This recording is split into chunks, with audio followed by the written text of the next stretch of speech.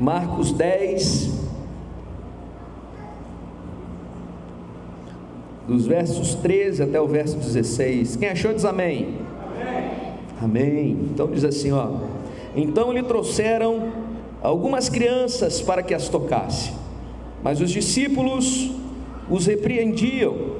Jesus, porém, vendo isso, indignou-se e disse-lhes: deixai vir a mim os pequeninos, e não os embaraceis, porque dos tais é o reino de Deus. E em verdade vos digo, quem não receber o reino de Deus como uma criança, de maneira nenhuma entrará nele.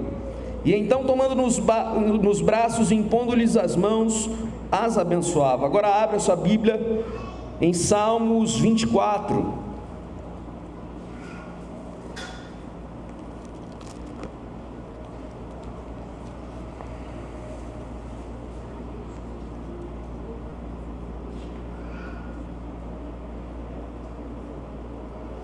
Eu vou ler o salmo todo, mas a ênfase que eu quero ministrar nessa noite no verso 3 e 4, mas esse salmo é tão lindo, tem passagens tão lindas. Salmo 24, a partir do verso 1, quem achou diz amém. Está escrito, olha: ao Senhor pertence a terra e tudo que nela se contém, o mundo e os que nele habitam. Fundou-a sobre ele os mares, e sobre as correntes a estabeleceu. Quem subirá ao monte do Senhor? E quem há de permanecer no seu santo lugar? O que é limpo de mãos e puro de coração, quem não entrega a sua alma à falsidade, nem jura dolosamente, esse obterá do Senhor a bênção e a justiça do Deus da sua salvação. Tal é a geração dos que buscam a face do Deus de Jacó.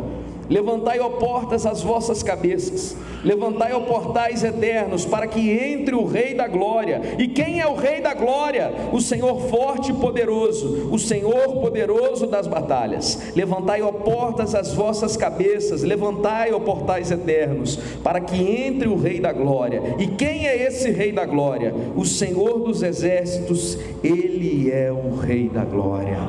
Aleluia. Você pode aplaudir o Senhor? Aleluia. Deus amado, nós queremos ouvir a Tua voz, Pai, nesse momento através da Tua palavra. Senhor, em nome de Jesus Cristo, Deus, que o Senhor venha instruir o nosso coração, que nós possamos, Senhor, ser alimentados por Ti, Pai, em nome de Jesus Cristo. Deus, que a Tua palavra rema, Senhor, que venha transformar as nossas vidas, venha nos apontar, Senhor, em nome de Jesus, para o propósito maior que o Senhor tem para cada um de nós, para os chamados, Senhor, em nome de Jesus, para tudo que nós devemos fazer, Senhor, para podermos viver uma vida santa, plena, Senhor, e abençoada diante do Senhor, e que nós possamos fazer a diferença onde nós passarmos, em nome de Jesus, amém. Queridos, o nome dessa mensagem é Como Criança com as Mãos Limpas e o Coração Puro. E eu, antes de eu vir para cá, a gente estava pastoreando no São Luís da Barra, e aí minha última ministração lá foi sobre isso. Uma irmã me mandou uma foto lá da salinha das crianças, lá que a turma estava pintando umas ovelhinhas, estava pintando lá as paredes, enfeitando para as crianças. Eu fiquei muito feliz com aquilo. Eu estava pensando, Senhor, o que eu vou pregar nesse dia? Não tinha palavra ainda para o dia seguinte, para o domingo à noite, isso já era sábado à noite. E aí Deus foi e ministrou sobre isso, sobre o meu coração, sobre a gente verdadeiramente ser como crianças diante do reino dele, viver o reino como crianças vivem. Como crianças têm uma expectativa através dos seus pais, têm uma confiança nos seus pais, acreditam, confiam, se lançam, se entregam, porque os seus pais é quem sabem conduzir e entregar para elas o melhor das suas vidas. E aí aquele simples desenho na parede de um Jesus com umas ovelhinhas assim, falou tanto no meu coração, e eu fui buscar na palavra de Deus algo inspirador sobre isso. E a gente vive numa geração que mais do que nunca nós conhecemos muito a respeito de reino de Deus. Amém ou não amém? A gente ouve falar, a gente lê muita coisa, a gente assiste pregação, a gente lê a Bíblia, a gente conhece, a gente tem bastante coisa para aprender. E o reino de Deus, ele é tão grandioso, mas ele é tão simples, na mesma medida, que é fácil de você entender o reino de Deus. O entendimento do reino de Deus é que a nossa vida, na verdade, resumidamente, a nossa vida já não é mais nossa, mas a nossa vida é dele. Amém ou não amém? Fala comigo assim: a minha vida já não é mais a minha vida, agora a minha vida é dele. Resumidamente, isso é o reino de Deus. O reino de Deus não é uma democracia, onde eu vou votar, onde eu vou decidir, onde eu vou escolher, onde eu vou expressar minha opinião. Não, o reino de Deus é uma teocracia. Ele manda e eu obedeço, Ele fala e eu cumpro. Ele nos chama a princípio, em primeiro lugar, como servos, porque os servos devem obedecer ao seu Senhor, amém ou amém? Mas Ele fala que todos aqueles quanto amam ao Senhor são chamados de seus filhos, de filhos de Deus. E aí já é uma outra visão de reino. Ter uma visão de reino apenas enquanto servo de Deus, enquanto Deus ser o meu dono, enquanto Ele ser o meu Senhor, eu tenho uma limitação de acesso, eu tenho uma limitação de poder viver coisas, eu tenho uma limitação de quanto a experimentar coisas maravilhosas que Deus tem para mim. Mas enquanto eu tenho o entendimento de que eu sou filho de Deus, o reino dele se estabelece de uma outra forma. Eu tenho acesso ao meu Pai, eu tenho liberdade para falar com meu Pai, eu tenho liberdade para poder chegar no meu Pai e abrir meu coração e chorar com Ele, e clamar e buscar uma resposta e Ele me trazer. Eu tenho a liberdade que o meu Pai, Ele me ama e por isso Ele me corrige. É um entendimento diferente, não é como uma empresa. Numa empresa, enquanto eu sou empregado, se eu estou satisfeito eu permaneço, se eu não estou satisfeito eu vou querer ir embora. A gente vive num reino, e nesse reino nós temos que ser como crianças, com as mãos limpas e o coração puro. E existe pureza maior nesse mundo que de uma criança. Existe pureza maior do que isso. Existe um coração mais entregue do que isso. Às vezes eu me paro pensando como a gente antes da maturidade, não só da maturidade, mas antes do amadurecimento normal da vida, como a gente era inocente. E hoje quanta coisa a gente não tem vergonha de fazer, quantas atitudes a gente não quer fazer, porque hoje eu sou adulto, hoje eu tenho uma postura para poder manter, hoje eu tenho uma pompa para poder não me apresentar de uma forma como uma criança faria. E quantas coisas a gente perde ao longo do tempo, ao longo da nossa trajetória, mesmo que o crescimento ele traga muitas virtudes sobre nós, traga muitas vantagens, traga muita coisa boa, traga muita elevação, traga muita para a gente possibilidades na vida, mas quanta coisa a gente perde quando a gente vai crescendo. E aí não só na nossa vida natural, e muitas vezes na nossa vida espiritual, quanta coisa a gente vai perdendo pelo caminho, porque a gente está crescendo. Quantas vezes a gente vai deixando de experimentar a simplicidade da vida, porque nós vamos crescendo, porque nós estamos avançando, e não tem nada de errado nisso, pelo contrário, quanto mais cresce é melhor. Mas a palavra de Deus que o maior do reino de Deus é aquele que se faz menor. E o entendimento de reino é a gente perceber que, na verdade, não somos mais nós quem vivemos, mas Cristo é quem vive em nós. E esse pensamento, e essa é a liberdade que eu quero ministrar nessa noite. Eu creio que Deus tem grandes coisas para fazer nas nossas vidas, mas nós precisamos viver de verdade esse reino. Viver esse reino que não é um reino como a gente quer, como a gente pensa, como a gente acha que deve ser, mas é um reino que o Senhor quem estabelece, um reino ao qual o Senhor é quem decide sobre o que nós devemos fazer em obediência. E aí, para poder dar mais ênfase nisso, eu não sei se você viu na Record aquela novela Apocalipse. Você lembra que passou alguns anos atrás? Quem viu essa novela? Agora está na Netflix também. E aí eu estou vendo a Netflix, falei, Jesus, misericórdia. Ali está mostrando de fato como é que vai ser o reino do anticristo.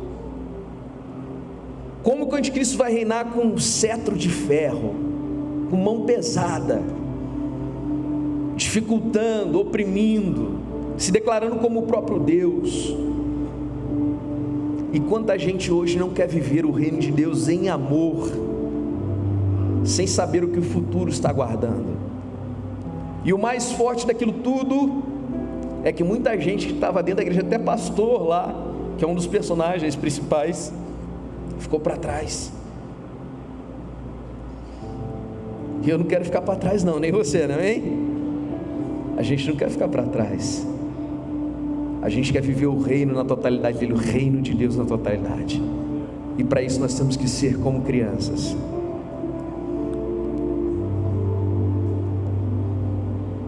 O reino é autoridade, ele é governo, ela é uma teocracia, onde tudo pertence ao Rei dos Reis, inclusive cada um de nós, eu, você, seus irmãos. Quem pertence a Jesus? Amém? Eu pertenço a Ele, Ele me comprou por um preço impagável, de bilhões e bilhões e bilhões. O pastor falou, o último dia que ele estava aqui, que a gente estava, foi aquela pregação lá dos talentos, não é isso? É bilhões, bilhões, bilhões, que era aquela quantidade que foi paga. Será que a gente vale isso tudo? Para Deus a gente vale muito mais. O reino é saber que o rei espera que eu o honre, eu o obedeça e o sirva por amor, não por obrigação. O serviço para Deus é por amor, não por obrigação. Amém ou não amém? Eu estou indo porque eu tenho que cumprir uma escala, eu estou indo porque alguém me mandou, eu estou indo porque o pastor me falou, eu estou indo porque eu tenho que fazer, porque eu tenho compromisso com o meu líder. Queridos, não é por obrigação, é por amor. Muitos pensam que o reino de Deus ele é acessado por um status espiritual, por conhecimento, por tempo de casa na igreja, ou por alguma autoridade eclesiástica. O reino de Deus é só para diácono, presbítero, e vai embora. Mas Jesus ele quebra essa lógica, ele quebra uma lógica muito grande aqui, nesse texto de Marcos capítulo 10, ele quebra um pensamento muito lógico, que aqueles homens religiosos fariseus tinham. Ele fala para eles assim: olha, não, vocês vêm falando paralelamente, parafraseando aquilo que Jesus disse, olha, vocês têm todo o conhecimento sobre a lei, sobre a Torá, sobre todas as coisas, mas vocês não vivem exatamente o que o reino de Deus quer, porque quem não receber o reino de Deus como uma criança, de maneira nenhuma poderá entrar nele. E aí o que me adianta eu ter todo o status, toda uma pompa, todo um respeito, toda alguma coisa que eu construí, mas se a verdade o meu coração não é um coração de uma criança, se a minha vida, se o meu pensamento não é como de uma criança. E ao mesmo tempo, paralelamente, o salmista disse, rei Davi, salmista Davi, quem subirá ao monte do Senhor? E quem poderá permanecer no seu santo lugar? E a resposta que ele dá, ele não está falando de quem tem título, quem é alguma coisa. Ele falou assim, olha, quem tem mãos limpas e o coração puro. E acabou. Não precisa ser, restringir aqui, só vou entrar nesse santo lugar o sacerdote, só vai entrar no santo lugar o sumo sacerdote, só vai entrar quem? Não, aquele que tiver mãos limpas e o coração puro, o reino de Deus é livre para ser acessado por cada um de nós. Aquele que quiser levantar suas mãos e adorar, e bendizer o nome do Senhor, e adorar aquele que vive, aquele que reina para sempre, tem livre acesso ao Rei. Tem livre acesso ao Rei. Você tem acesso ao Rei da Glória? Oh Deus, nós queremos acessar, Senhor, a Tua presença, queremos acessar a sala do trono nessa noite. Oh Jesus, queremos contemplar a Tua glória, queremos contemplar a Tua face, Jesus.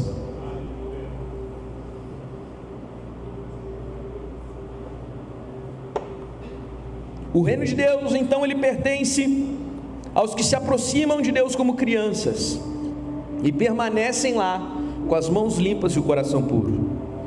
O reino é de quem quer chegar, e não só chegar, aquele que quer continuar, aquele que quer permanecer nele, colocando lenha no altar todo dia para poder incendiar. E viver na cultura do reino é todos os dias sabendo que nada é seu e tudo é dele. É entender que eu e você não somos mais nossos, mas somos tudo deles. E aí pensando como fazendo uma elucidação sobre essa história de Marcos 10, no contexto daquela época, vocês já sabem muito bem que os fariseus, eles eram tidos por Jesus e por João Batista, outros homens de Deus, como uma tribo, uma seita que eram chamadas até de raça de víboras, porque eles falavam muita coisa, eles colocavam um limite muito elevado, colocavam uma dificuldade muito grande para que as pessoas cumprissem a lei mosaica, mas eles não viviam a essência daquilo que Deus queria que eles vivessem. Eles faziam uma religiosidade muito grande, eles viviam uma religiosidade muito grande e queriam que as pessoas vivessem a mesma forma que eles, porém eles não tinham uma vida íntima com Deus.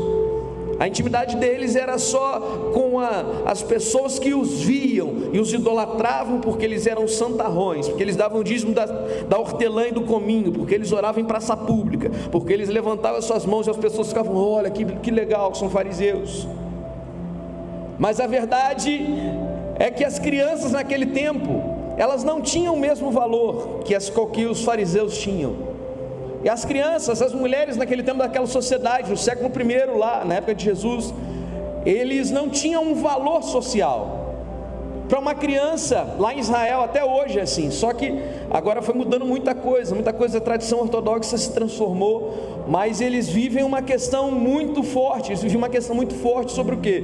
O menino, quando completa 13 anos, ele passa a ser um homem, ele passa por bar mitzvah, e a menina aos 12 anos, ela passa pelo bat mitzvah, e ela se torna uma mulher, uma adulta. Mas até o menino chegar aos 13, os meninos aos 12, eles não tinham valor nenhum para a sociedade. Por isso que gerou um escândalo muito grande quando Jesus foi com seus pais. No livro de Lucas fala sobre isso. Ele estava indo com seus pais, eles foram até Jerusalém para poder fazer uma das festas, imagino que seja a Páscoa. Foram até Jerusalém para fazer a Páscoa e tudo mais. E aí eles ficaram para trás lá, Jesus ficou para trás, Jesus ficou lá no templo conversando lá com aqueles homens sábios. E as pessoas lá, elas estranhavam: como é que pode um menino desse falando desse jeito? Por quê? Porque as crianças, elas iriam aprender, mas elas não poderiam ter voz jamais. E os fariseus olhando para aquela cena, imagina se você estivesse naquele lugar, Jesus rodeado de uma multidão enorme, muita gente perto dele, muita gente querendo receber da vida dele, muita gente querendo receber um milagre, ouvir uma palavra, receber uma ministração, e as crianças vinham até ele para abraçá-lo, simplesmente abraçá-lo, porque sabiam que aquele ali era um homem diferente, era uma pessoa diferente, que sobre ele era o Filho de Deus, e sobre ele estava a glória de Deus. E os fariseus vendo aquilo: como assim? Como é que essas crianças vão até Jesus? Como essas crianças têm liberdade para abraçar? Estão atrapalhando ele é um mestre. Ele é um mestre como a gente é um mestre. Jesus também era um rabino. Como assim? Eles estavam pensando pela mente deles. Enquanto eu, fariseu, rabino, não quero que as crianças estejam me acessando, não deixem que as crianças acessem o mestre. Não deixe que elas atrapalhem o que o mestre tem para fazer, para falar. E quantas vezes a gente vê isso dentro da própria casa de Deus? Pessoas tentando atrapalhar o nosso acesso com o mestre na casa de Deus. Às vezes a gente mesmo tenta se colocar como fariseu no nosso acesso a Deus, no nosso acesso ao Espírito Santo de Deus. Aquilo gerou um escândalo, gerou um impacto. Como assim? Como assim que você está deixando as crianças virem até você, falando para Jesus? E ele foi que diz: olha, quem não receber o reino de Deus como essas crianças, jamais poderá entrar nele. E aquilo foi um choque de realidade muito grande, porque o reino de Deus para eles era só para os adultos, para aqueles que tinham completado todos os trechos lá da Midrash, do Talmidim, tudo que tinha que fazer dos tempos lá dos judeus, dos estudos dos judeus, até se tornar um rabino. Só assim que esses poderiam receber do reino de Deus. Mas como que uma criança inocente poderia receber o reino de Deus? Elas não eram vistas como um ser humano completo. Elas ainda não podiam definir o que ela tinha na vida dela. Inclusive os próprios discípulos de Jesus repreendiam, que eles que andavam há 3 anos com ele. Parece que eles não aprenderam nada, ficaram com Jesus 3 anos caminhando lado a lado, e não atentaram aquilo que Jesus tinha para ensinar para eles. Quantas e quantas vezes a gente ouve, a gente aprende, e tal, mas a gente não quer aplicar a nós mesmos, porque às vezes dói, porque às vezes é complicado, às vezes é difícil. E aí Jesus ele vem com uma aula, querendo dizer assim: todo mundo possui o mesmo valor para mim, independentemente da sua idade, do seu sexo, da sua raça, do local onde você nasceu, o que você deixou de fazer, o seu passado, o seu presente, independentemente do que for. Eu vim para que todos tenham vida e a tenham em abundância. Jesus vem demonstrar para eles o seguinte: olha, não me importa quem sejam, o importante é daquilo que serão daqui para frente, quando me receberem de verdade. E ele foi e demonstra isso. E que eu quero dizer para você, para o seu irmão, fala com ele assim, cutuca o seu irmão aí e fala assim: você é importante para Jesus. Você é importante para Jesus. Talvez você já tenha ouvido isso muitas vezes, mas às vezes Jesus precisa dar um chacoalhão na gente de vez em quando, falar assim: olha, você é importante para mim, cara. Você é importante para mim.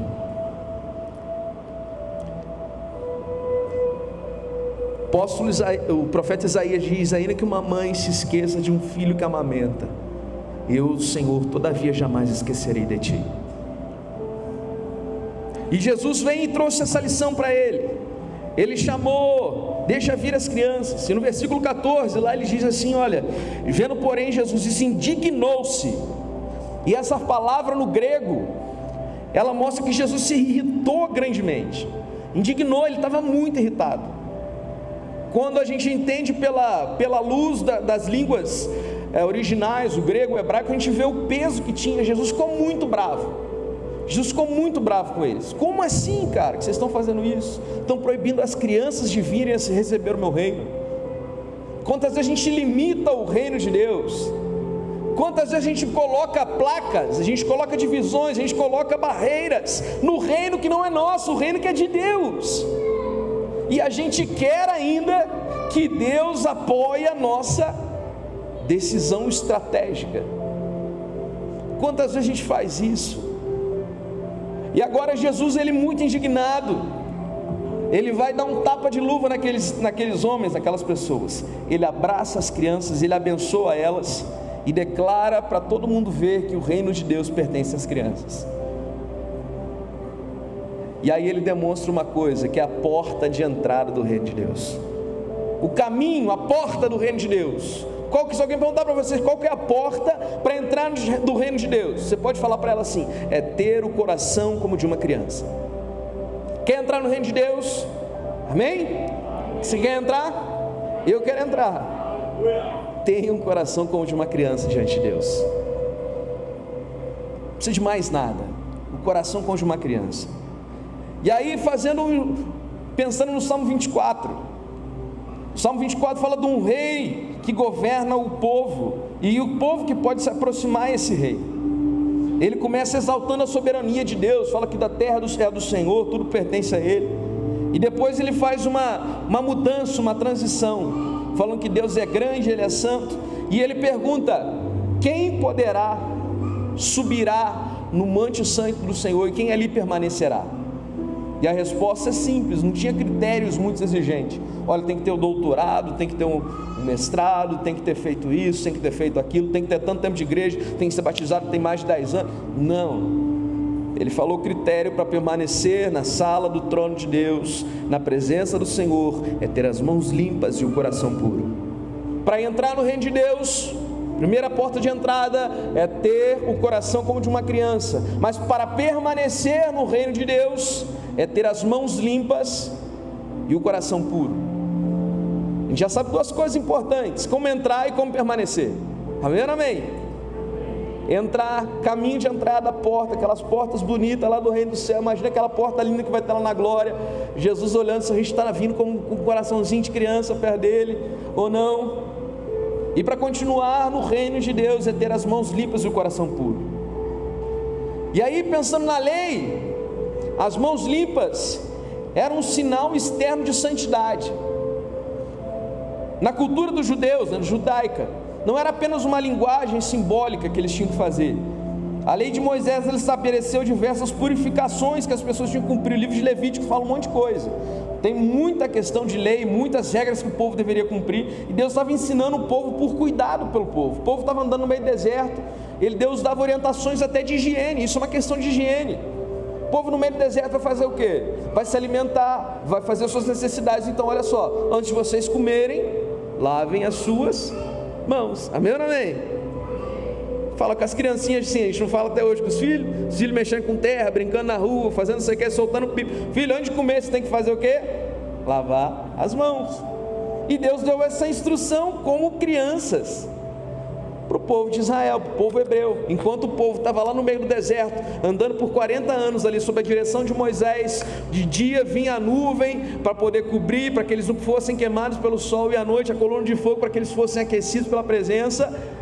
Mas enquanto esses 40 anos se passavam, eles tinham que viver. Tem plantação no deserto? Você já viu plantação no deserto? Se agora pode até ter, né? Porque o povo de Israel é tão inteligente que eles fazem cada coisa, não é isso? Mas naquela época não tinha. O povo vivia andando em tendas, tabernáculos, e eles tinham o lugar certo para eles fazerem as necessidades, tinham um movimento certo para poder se alimentar. Muita lei, Deus deu muita lei para o povo viver bem, e o tempo todo Deus cuidou deles, mandou o maná dos céus, trouxe codornizes para eles, cebola, que eles estavam com vontade de comer cebola, fez para sair água da rocha, as roupas deles não envelheciam, o sapato não crescia, e eles iam vivendo e as coisas iam acontecendo, e Deus foi ensinando para eles. Só que o povo judeu, eles são muito presos a tradições, muito presos a tradições. E aí nesse povo aqui na época de Jesus, você vai lembrar dessa história, que Jesus foi um dia comer na casa de alguém, e aí eles falaram que, poxa, como é que seus discípulos comem sem lavar as mãos? Lembra disso? Lembra desse texto? E Jesus foi e falou para eles: olha só, o que contamina o homem não é aquilo que entra pela boca, mas aquilo que sai da boca, porque é provindo do coração do homem. E aí Jesus dá uma outra aula para esses mesmos fariseus. O propósito original de lavar as mãos lá para eles, naquele tempo de Moisés, que Moisés teve aquela instrução, era para mostrar para os outros povos e para eles mesmos que eles eram separados para Deus, porque nas outras culturas não tinha essa coisa de lavar as mãos, não. O lavar a mão era mostrar que eu sou separado por Deus, para Deus. Você acredita nisso? Que na cultura judaica, olha quanta riqueza tem o lavar as mãos, simplesmente pegar uma água e jogar e esfregar suas mãos. Na cultura judaica, eu estava demonstrando para os outros povos: esse povo é separado para mim, que ele nem a sujeira do mundo ele quer entrar, colocar para dentro de si. E aí eles faziam isso. Outra coisa, ele desenvolvia neles a questão da consciência de santidade. Toda vez que eles lavavam as suas mãos, eles não lavavam somente as suas mãos, eles pensavam: eu estou me lavando na minha mente, na minha alma, no meu espírito, eu estou me purificando para poder chegar perto do meu Senhor. No entanto, que toda Páscoa, toda festa grande que tinha, eles faziam um momento de purificação antes de entregar uma oferta. Todo o povo tinha que se santificar para poder preparar uma oferta. Às vezes o povo fazia uma purificação antes de ir para a guerra. A purificação era reflexão de que eu sou de Deus, Deus me comprou, Ele me escolheu, eu preciso estar limpo, preparado, para que na hora que o Senhor vier, Ele me quiser, eu estou pronto para Ele. E fazendo uma analogia para hoje, nós enquanto noiva de Cristo, nós devemos estar preparados com as roupas limpas, com as mãos limpas, as vestes brancas, para a hora que o noivo chegar e vier e buscar a sua noiva, estarmos prontos. Eu vou contigo, Jesus. Essa é a analogia das mãos limpas. Todo dia eles se lembravam, quando eles iam lavar a mão para comer: eu estou me aproximando de um Deus que é santo, e Ele fez a mim que sou um corpo santo, então eu não posso colocar sujeira para dentro de mim, eu não posso me contaminar com qualquer coisa. Na realidade isso era muito legal, só que o povo fazia dessa religiosidade muito maior, esse ato de simplesmente lavar as mãos, mais importante do que ter de verdade o coração limpo.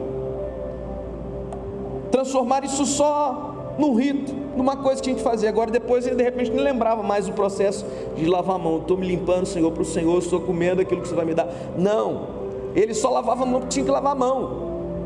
Às vezes a gente vai vivendo uma vida assim, a gente vai fazendo coisas e coisas e coisas sem saber, porque a verdade é o motivo real daquilo que a gente está fazendo, não entendendo a história que tinha por trás de tudo aquilo tudo, não entendendo o quanto era importante esse ato para ser separado para Deus, para ser consagrado para Deus. E aí o povo fazia, e Jesus ele vai e confronta isso. Quando as mãos limpas elas não refletem o coração puro, não adianta de nada. Mateus 15, abre lá em Mateus 15.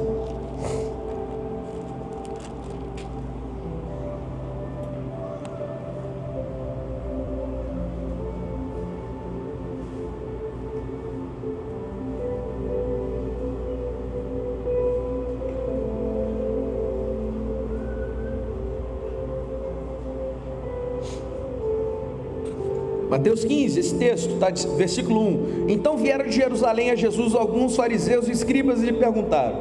Eles já estavam indo mal intencionados. Por que transgridem os teus discípulos as tradições dos anciãos, pois não lavam as mãos quando comem? Ele, porém, lhe respondeu: por que transgredis vós também o mandamento de Deus, por causa da vossa transgressão? Porque Deus mandou: honra teu pai e a tua mãe, tal. Beleza. Aí Jesus vem assim, olha, versículo 7. Hipócritas, bem profetizou Isaías a vosso respeito, dizendo: este povo me honra com os lábios, mas o seu coração está longe de mim, e em vão me adoram, ensinando doutrinas que são preceitos dos homens. E tendo convocado a multidão, lhes disse: ouvi e entendei. Não é o que entra pela boca que contamina o homem, mas o que sai da boca, isto sim contamina o homem. E aí, no verso 16, Jesus explica. Jesus, porém, disse: também vós não entendeis ainda, falando agora para os discípulos dele, não compreendeis que tudo que entra pela boca desce para o ventre e depois é lançado em lugar escuso? Mas o que sai da boca vem do coração, e é isso que contamina o homem. Porque do coração procedem maus desígnios, homicídios, adultérios, prostituições, furtos, falsos testemunhos e blasfêmias. São estas coisas que contaminam o homem, mas o comer sem lavar as mãos não o contamina. E aí a gente começa a fazer uma ligação de um texto com o outro, de uma essência com outra essência, e começa a gente ver quantas riquezas nós aprendemos só nesses pequenos trechos. Jesus, ele mostra que ele não está rejeitando a lei, que na verdade as pessoas deveriam continuar assim lavando as mãos, porque o problema não estava no lavar as mãos, mas achar que as mãos lavadas substituem um coração de verdade transformado.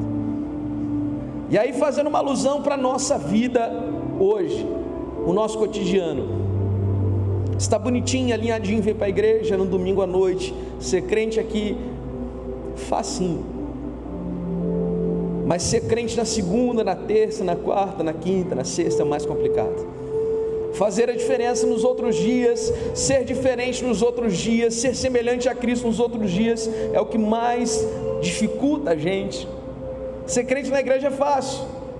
2 horas que a gente permanece aqui, vai embora para nossa casa, todo mundo feliz da vida, sorrindo um para o outro, abraçando um ao outro. Às vezes não, tem gente que não abraça o outro não. A querida vigia é isso aí também. Mas é fácil, não é? Ser cristão na igreja é fácil, mas ser cristão refletindo o Deus da igreja fora da igreja, esse que é a verdade do evangelho na nossa vida. Lavar as mãos e vir para o culto, lavar o corpo e vir para o culto, se organizar, se preparar, colocar uma roupa, pentear o cabelo, não é o meu caso. Não é simples, é simples para isso. Agora, viver de verdade, com as mãos limpas e o coração puro lá fora, é muito mais rico, muito mais importante, muito mais precioso que isso. A nossa vida, ela depende muito mais de momentos, depende muito mais dos momentos que nós vivemos dentro da casa de Deus, mas daquilo que a gente vive lá fora na casa de Deus. A gente vive contente, feliz por momentos abençoados, momentos de fogo, momento de glória, momento de visita do Espírito Santo, mas o Espírito Santo tem que ser morada em nós o tempo inteiro. Nós somos a casa do Senhor, santuário do Deus vivo, então nós devemos fazer morada dele, fazer reflexo dele o tempo inteiro, em qualquer lugar. Não adianta ter os coração limpo, ter uma imagem bela, uma imagem de crente, uma imagem de irmão, de irmã, de varão, de varoa, agora não viver uma vida como se tivesse as mãos limpas e o coração puro. Amém ou não amém? Forte isso, muito forte. Jesus estava dizendo para ele: vocês podem lavar a mão o dia inteiro, cara, vocês podem passar a vida inteira lavando a mão, se vocês não tiverem um coração puro. Porque o que entra pela boca não é o que contamina o homem, mas aquilo que sai da boca, é aquilo que é dito, aquilo que é proferido, aquilo que é falado, aquilo que é lançado. Essa foi a relação que Deus demonstrou para eles. E o que revela um coração puro? No pensamento hebraico, o coração, ele é o centro das decisões, é a fonte das intenções, o lugar da nossa vontade. E um coração puro significa, não tem mistura. Querido, nós não podemos ser misturados com o mundo. Se é puro, não tem mistura, amém ou não amém? Se é puro, é só aquilo e ponto. Um azeite extra virgem é um azeite puro, amém ou não amém? Já viu na latinha lá escrito óleo composto? A gente tenta comprar aquele mais barato lá às vezes, lá que o preço do azeite vai indo embora. Quando está escrito óleo composto é porque tem mistura. Nós devemos ter o azeite puro do altar de Deus sobre as nossas vidas. Azeite puro sem mistura. Ou seja, não tem duplicidade. Não é adorar a Deus e adorar o mundo, adorar Mamon, adorar as coisas. É adorar somente a Deus, e é só a Ele prestar culto. É não ter uma idolatria escondida no nosso coração. Não estou falando de ter um santo na sua casa, lá no seu altar, não. É a idolatria de qualquer outra coisa que está sob Deus. Qualquer outra coisa que está acima de Deus é uma idolatria. O meu trabalho pode ser uma idolatria, minha vida pode ser uma idolatria, os meus filhos, a minha esposa, qualquer coisa pode ser uma idolatria. Eu me lembro quando eu era mais jovem, falava, queridos, eu sempre fui do ministério de louvor, e quero o ministério de louvor no domingo, sabe que tem que vir cedo, amém ou não amém, galera do louvor? Domingo sempre vem cedo para passar som, não é isso? E eu flamenguista doente, doido para ver jogo e tal, e gosto de ver jogo, não sei o que, e final de jogo, como é que vê jogo? E, Senhor, é só hoje, é só final, e não sei o que, e Deus, eu vou ver jogo. Não. Aí só escutava lá no ensaio os foguetes rolando, oh, glória, estava lá os foguetes rolando lá, glória a Deus, não sabia para quem que era, para quando que é, mas estava lá na fé, que era para o Flamengo e tal. Mas são escolhas, não é isso ou não é? A gente não pode ter uma idolatria escondida de alguma coisa que ao mesmo tempo não seja um santo, alguma coisa, uma imagem de escultura, mas qualquer coisa que nos coloque à frente, que seja colocada à frente ou acima de Deus, é uma idolatria. Isso é forte demais. Nós vivemos tanta coisa nesses últimos dias de idolatrias modernas, de idolatrias do mundo de hoje. Eu não sei quanto tempo você gasta lendo a Bíblia, eu não sei quanto tempo você gasta orando, mas quanto tempo a gente tem gasto, a nossa geração tem gasto com internet, com Instagram, com TikTok, sei lá o que, com um monte de troço. Quanto tempo a gente gasta com isso? Estou falando a gente, porque eu estou me incluindo nisso também, amém? Eu estou me incluindo nessa. Quanto tempo a gente gasta? Até a Bíblia a gente lê pelo celular. Eu leio muito a Bíblia, mas eu leio no celular também. De certa forma eu estou no celular. Agora, quais têm sido as nossas prioridades? Nós estamos vivendo uma vida pura, um coração puro, 100% sem mistura, ou estamos misturando as coisas? Não, porque é assim mesmo, porque não tem nada a ver, porque o reino mudou, porque as coisas mudaram. A Bíblia tem que ser atualizada. Tem que ser atualizada, queridos? Você acha que tem que ser atualizada a Bíblia?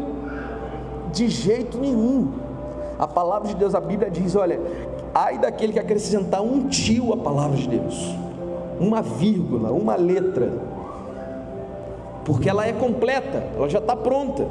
A mensagem de Deus, ela é mais nova, mais atual do que o jornal de amanhã. A palavra de Deus, ela é muito atual. Então a gente, nesse texto lá do Salmo 24, ele já está antecipando isso que aconteceu agora com Jesus no Novo Testamento, no Evangelho. As mãos limpas é ter ações corretas, e o coração puro ter as nossas intenções alinhadas com o nosso coração e alinhadas com Deus. Na graça com o Senhor Jesus, as mãos limpas não são descartadas, mas passam a ser agora o fruto de um coração que é puro. As mãos limpas hoje, aquilo que a gente demonstra hoje, é fruto daquilo que eu tenho aqui dentro. Eu acho que o culto mais lindo que a gente pode ter na igreja, para mim, no meu coração, é um culto de batismo. Nossa Deus, que coisa linda! Culto mais lindo, mais bonito que o culto de casamento, mais bonito que o culto de ceia. O culto de batismo é um culto lindo, porque você ali vê pessoas entregando de fato a sua vida ao Senhor, deixando o velho homem morrer naquelas águas e renascendo uma nova vida. Mas o batismo nada mais é ali uma evidência física, uma evidência, uma prova para que as pessoas testemunhem, para que o inferno testemunhe, porque o céu já testemunhou faz tempo do seu batismo no coração. Então o batismo é um reflexo do batismo espiritual em primeiro lugar. Então hoje as mãos limpas são um reflexo do nosso batismo interior, do nosso coração purificado, do nosso coração segundo o coração de Deus, do nosso coração segundo o coração que o Senhor tem. E quem mais que uma criança tem um coração puro? A criança, ela não vive com máscaras, ela não tem vergonha, ela não negocia relacionamentos. Se ela gosta, gosta, se ela não gosta, ela não gosta. Já viu isso? Criança fala do nada, você passa umas vergonhas. Quem já passou vergonha com um filho que fala, não gostei de você, ou alguma coisa desse tipo, não gostei da sua comida e tal, eu não quero falar com você, já passou com vergonha disso? Não, ele está brincando, daí você está, fica quieto, menino. Já passou por isso? A criança, ela é sincera, a criança, ela é verdadeira, ela não vai disfarçar. A gente quem disfarça, não é assim? A gente disfarça, está arrebentado por dentro. Paz, querido, tudo bem? Jó está arrebentado. A criança não, se ela está mal, emborradona, não é assim ou não é? Meu filho, por exemplo, é assim. Não sei o filho de vocês, eles são assim, mas o meu filho, ele ainda é dramático, né? Nossa Deus, Emanuel é dramático pra caramba.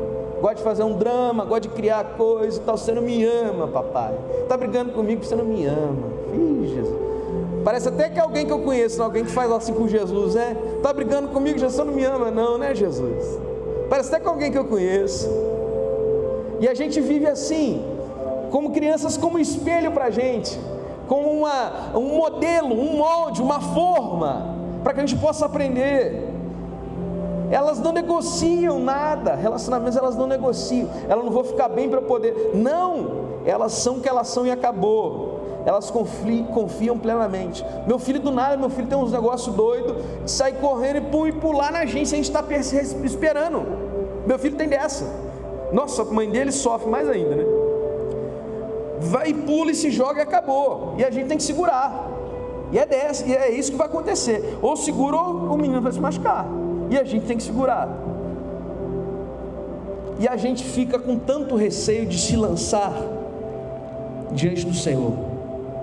A gente cria tanta armadura, a gente cria tanta performance, a gente cria tanto modelo, em vez de se lançar simplesmente como uma criança. Jesus queria ensinar isso para eles.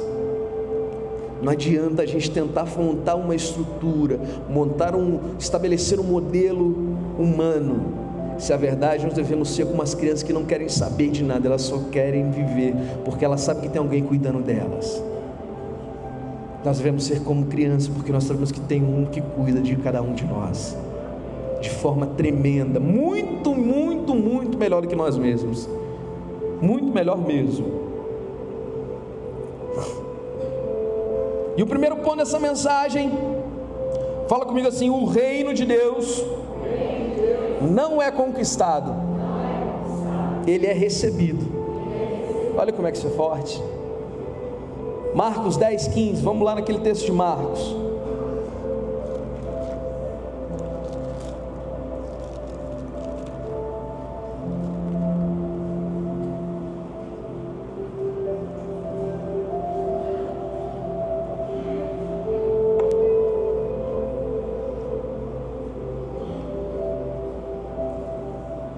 O reino de Deus não é conquistado, ele é recebido.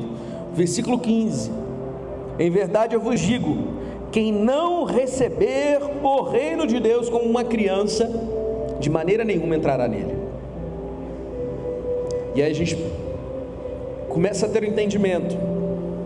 O reino de Deus é pela graça, o reino de Deus é pelo favor imerecido de Deus, o reino de Deus é através da salvação em Cristo Jesus, o reino de Deus é através daquele que morreu, aquele que era, aquele que é, aquele que há de vir, mas um dia, mesmo sendo Deus, não usou como usurpação ser igual a Deus, antes a si mesmo se humilhou, tornando-se em servo, semelhante a homem, e a si mesmo se humilhou, indo até a morte de cruz.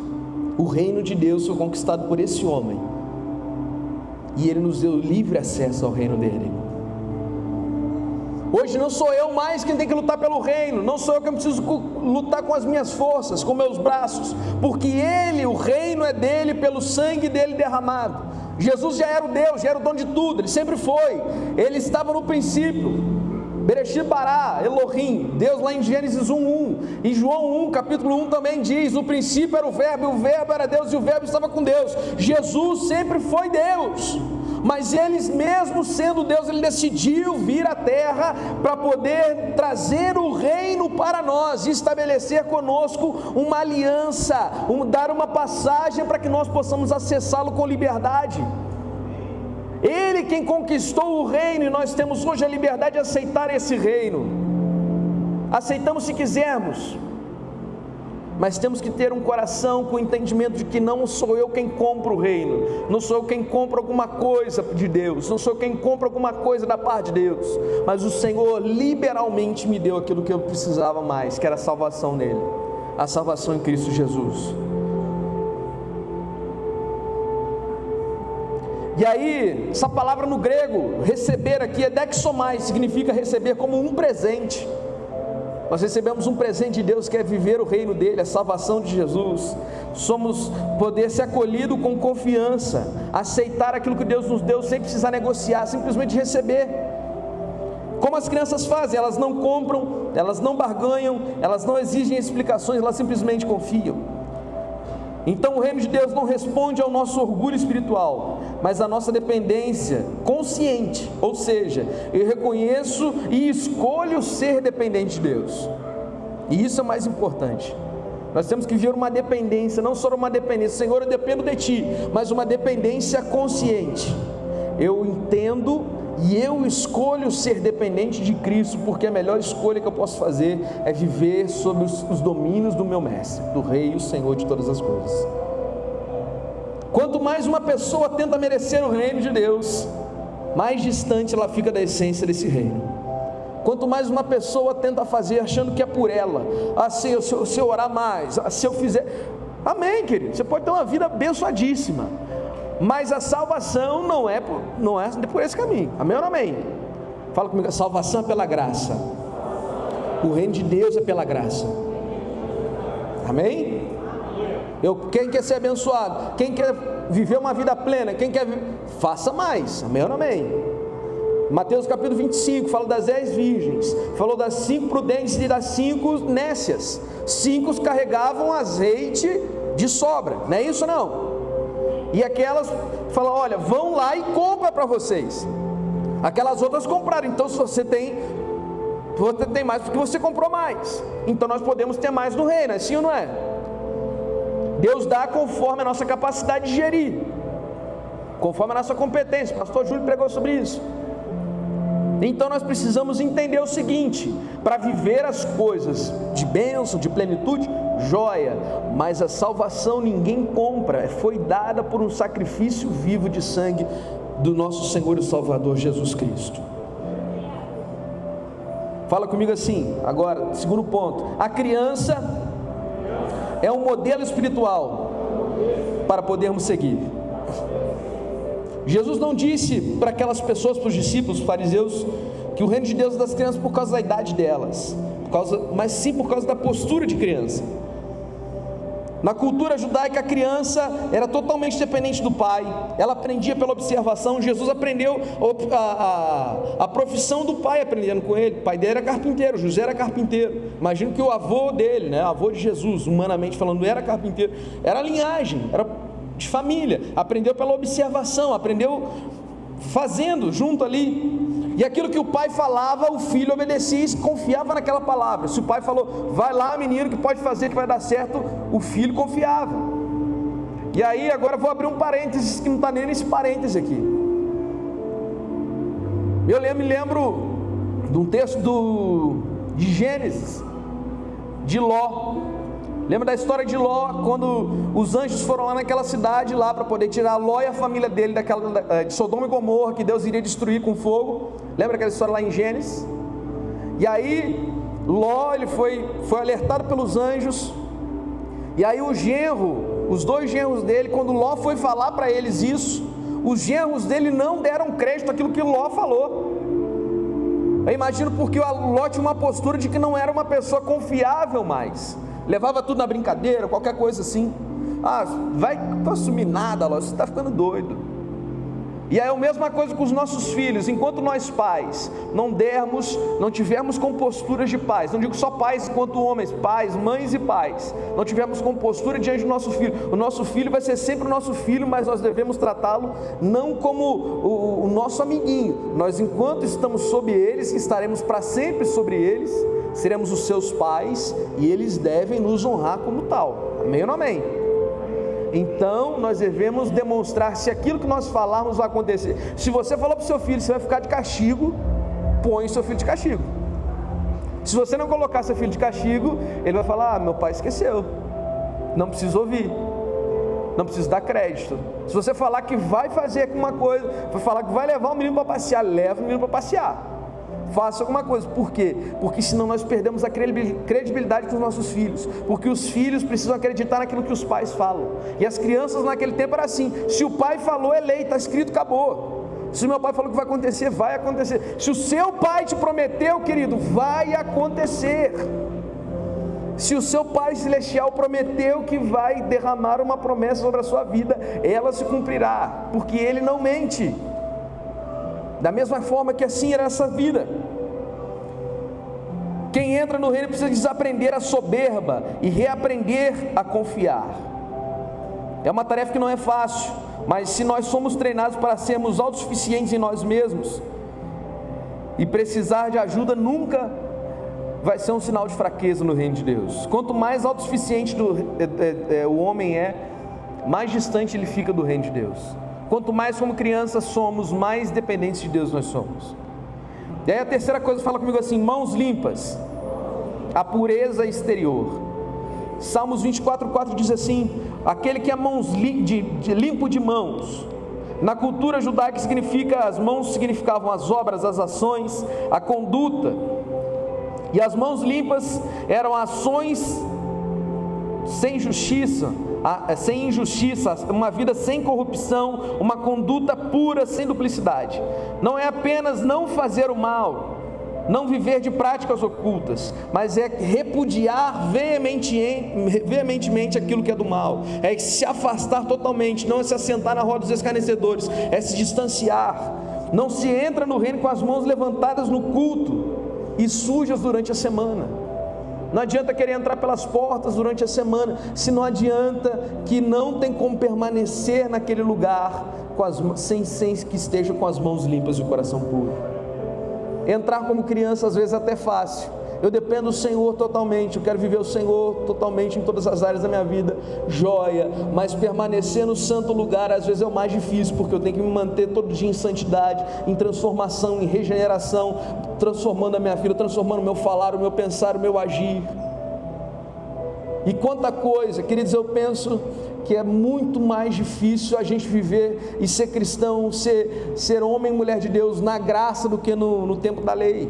No tempo da lei o pecado só era pecado depois que ele fosse consumado. No tempo da lei, se alguém pensasse em matar outra pessoa, ele não pecou.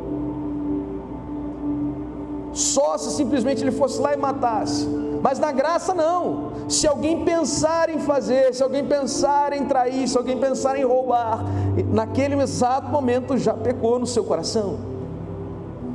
Justamente porque aquilo que vem no coração e sai pela boca, o que vem os desígnios, homicídio, aquelas coisas erradas todas. Então a gente vive num tempo de graça, no tempo da graça, mas é um tempo mais difícil para poder se viver e ser cristão de verdade. Ser cristão de verdade é renunciar a nós mesmos e vivemos para Cristo Jesus.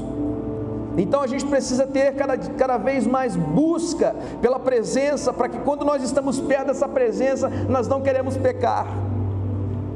Nós não queremos pecar. Não sei você, quem já pregou aqui nessa igreja? Quem já ministrou a palavra? Glória a Deus por isso. Já viu quando a gente vai pregar, a gente não tem um preparo, a gente não se consagra, a gente não faz um jejum, a gente não ora, a gente não busca, a gente não faz um negócio. E a mesma coisa tem que ser no dia inteiro, não é só quando eu vou pregar. é o tempo todo. Mas quanto mais compromisso a gente tem com Deus, mais proximidade a gente tem com Deus, menos a gente quer pecar, menos a gente quer errar, menos a gente quer fazer coisas que desagradam ao Senhor. Se nós levamos a nossa consciência todos os dias de que o meu Deus, Ele é santo, Ele é puro, Ele é maravilhoso, eu não posso errar porque o meu Deus, Ele não aceita o pecado. Então eu preciso ter as mãos limpas e o coração puro o tempo inteiro para Deus, para poder permanecer no lugar da presença, para permanecer dentro do reino dEle, onde é que Ele me estabeleceu. Eu preciso ter as mãos limpas e o coração puro o tempo todo. Isso é forte demais. Ponto 4, fala comigo assim: coração puro, a fonte verdadeira da santidade. Mateus 12:34 diz assim: raça de víboras, por que podeis falar coisas boas sendo maus? Porque a boca fala daquilo que o coração está cheio. Uma criança, ela não vive dividida, ela é inteira naquilo que ela sente, ela confia e ela entrega com os lábios aquilo que ela realmente está sentindo. Mas nós, enquanto pais, sabemos bem como é que é isso. Vivemos essa questão que eu falei. E Provérbios 4:23 diz assim: sobre tudo que se deve guardar, guarda o seu coração, pois dele procedem as fontes da vida. E o que nós temos deixado entrar no nosso coração? O que nós temos deixado penetrar na nossa vida, na nossa mente, nas nossas decisões, processo decisório, as nossas evoluções, as nossas vontades, volições. Como é que a gente faz? O que nós temos deixado penetrar no nosso coração? O que nós temos deixado criar raiz no nosso coração? Às vezes a gente procura, em vez de estar com a nossa mão limpa, a gente vai lá com a nossa própria mão limpa, suja ela e traz coisa suja para dentro do coração. A gente pega com a nossa própria mão e suja a nossa mão e suja o nosso coração. Às vezes a gente não precisa nem de alguém fazer alguma coisa, a gente que vai lá e procura com as nossas próprias mãos, com os nossos próprios pés. Deus, Ele procura homens que vivam o reino, entendendo que nós precisamos receber esse reino, ser como criança para entrar nesse reino, mas temos as mãos limpas e o coração puro para permanecer. Quinto e último ponto, nós temos que ser como criança no espírito e santos na conduta. Jesus conecta Marcos 10 com o Salmo 24 de uma forma bem viva e prática. Temos que ser criança na postura, santos na práticas e puro na intenção, porque o reino exige de nós uma dependência de filho. Fala comigo, dependência de filho. Fala comigo, responsabilidade espiritual, coerência entre o interior e o exterior, e viver uma vida santa. Está entendendo ou não? Mãos limpas e o coração puro, uma coisa só. É o externo alinhado com o interno. A nossa conduta que a gente demonstra, a nossa personalidade, as nossas coisas, sendo simplesmente cartas que o mundo vai ler. Jesus nos chama de embaixadores. Fala que nós somos cartas vivas do reino de Deus. O apóstolo Paulo fala sobre isso. E o que o mundo tem lido em nós, e o que o mundo tem lido através de nós, que nós temos demonstrado, com o testemunho nós temos refletido. O reino não é para inocentes que são imprudentes, mas para aqueles que são dependentes de Deus, totalmente obedientes ao Senhor. Vivemos esse reino, para entrarmos por esse reino, precisamos ser como as crianças, e para permanecer nesse reino, temos que manter as nossas mãos limpas e o coração puro. A conclusão: o reino de Deus não se abre para quem acha que sabe de tudo, mas aquele que se rende como uma criança, e não permanece nele com apenas aquele que se emociona, mas aquele que caminha todos os dias com as mãos limpas e com o coração puro. Porque Deus, Ele é grande, Ele é santo, Ele é puro, e a palavra dele diz: sede santos, porque eu sou santo. Amém? Você pode aplaudir o Senhor, se coloca de pé.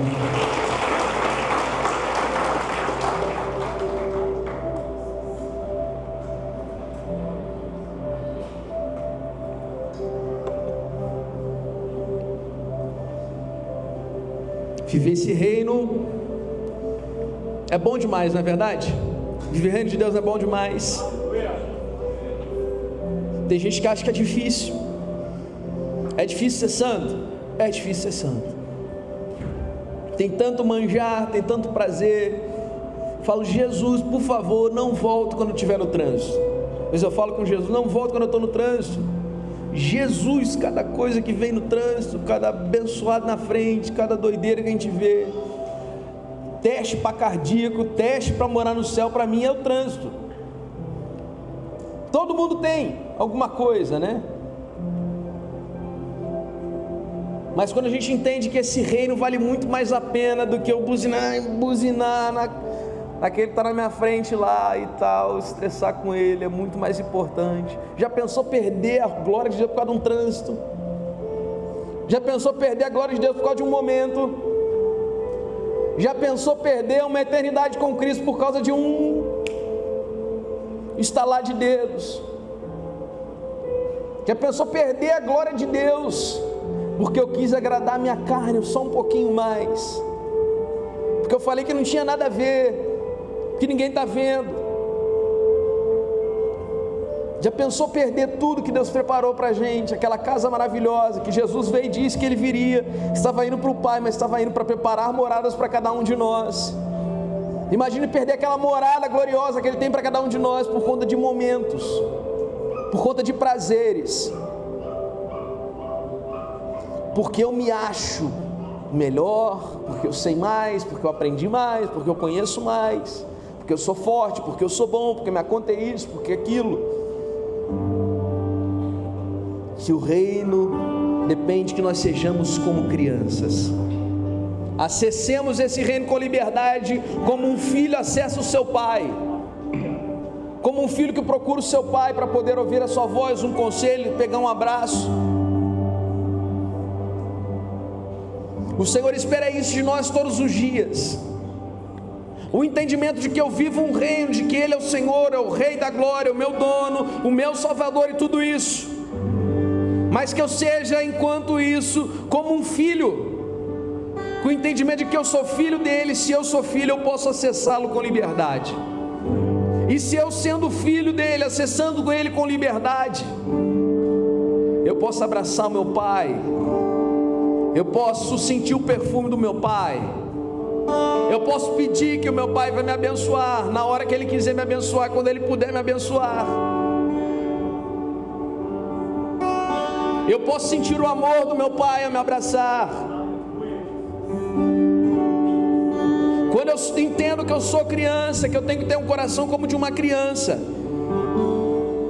eu passo a aceitar o reino de Deus, não como algo que eu vou batalhar e vou conquistar, não, mas eu recebo de graça, porque o Senhor Jesus é quem comprou o reino de Deus por nós, Ele quem estabeleceu o seu trono sobre as nossas vidas. E haverá naquele tempo, nos últimos dias, outra glória, oh Deus, Apocalipse 21 diz assim: e eu vi um novo céu e uma nova terra, pois o primeiro céu e a primeira terra se passaram, e o mar já não existe. E eu vi também a cidade santa, a nova Jerusalém, que descia do céu da parte de Deus, ataviada como uma noiva adornada para o seu esposo. Então ouvi uma grande voz vindo do seu trono dizendo: eis o tabernáculo de Deus para com os homens, e Deus habitará com eles, e eles serão povos de Deus, e Deus mesmo estará com eles, e lhes enxugará dos olhos toda lágrima, e a morte já não existirá, e já não haverá luto, nem pranto, nem dor, porque as primeiras coisas se passaram. E aquele que está sentado no trono disse: eis que faço novas todas as coisas.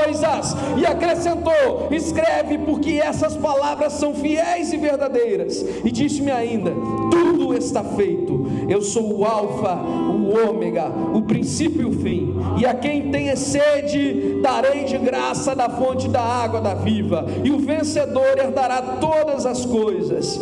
Eu lhe serei seu Deus, e ele lhe será o meu filho. Você pode aplaudir ao Senhor por isso?